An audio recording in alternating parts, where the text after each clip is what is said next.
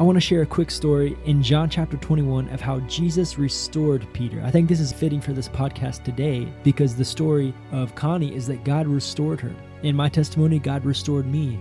And so Jesus restores Peter. And if we look here in the last few chapters of John, it's talking about how Jesus was crucified and somebody asked Peter, hey, you've been with Jesus. You know Jesus, right?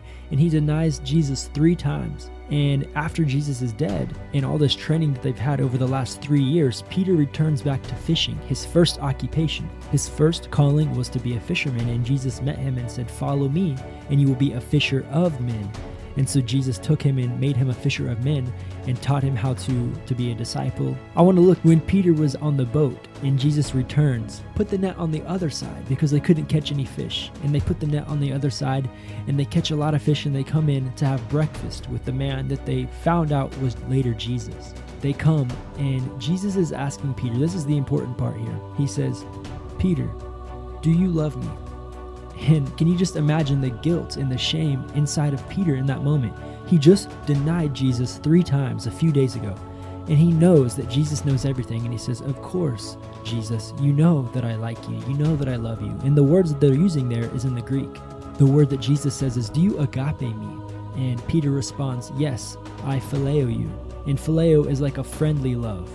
It's not a sacrificial love like Jesus asked him, do you agape me? He said, yes, Jesus, I like you. Yes, Jesus, I like to spend time with you. I love you, but I would never sacrifice for you. And deep down, Peter knew because Peter already denied Jesus after his death. And here he is sitting right in front of him, talking to him again with the holes in his hands and the hole in his side. Could you imagine the guilt and the shame that Peter was feeling? And Jesus asks him a second time, do you agape me?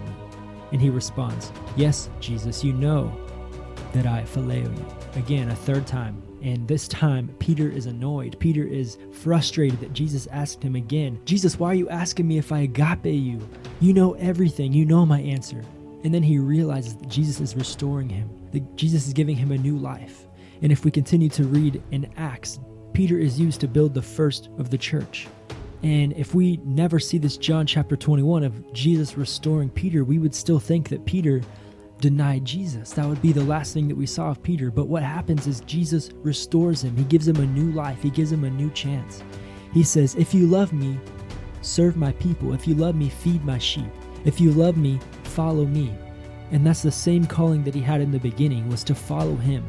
And that's what's happening. Jesus died for all of us. No matter the guilt, shame, sin, past, whatever we've done in our life, Jesus is here to restore us. He died. He has the holes in his hands and the holes in his sides to restore us, to redeem us of the life of sin, of the things that we've made mistakes in. In Connie's life, the abortion that she had, and it took her 17 years for God to capture her heart and transform her life again to be free. That's the same thing that Jesus did in my life with my addiction. Jesus died to set me free. And I really like the story, the Jesus restoring Peter, because it's available to all of us, that restoration and that restoring in our lives. Jesus can restore our lives back to a life of freedom, back to a life of serving him. And that's exactly what happened for Peter. The last part of this that I want to say is that if we love Jesus, it says, do you love me? Do you love me? And if we truly love Jesus, we will serve his people. And it all comes down to love. It all comes down to serving other people around us and following him.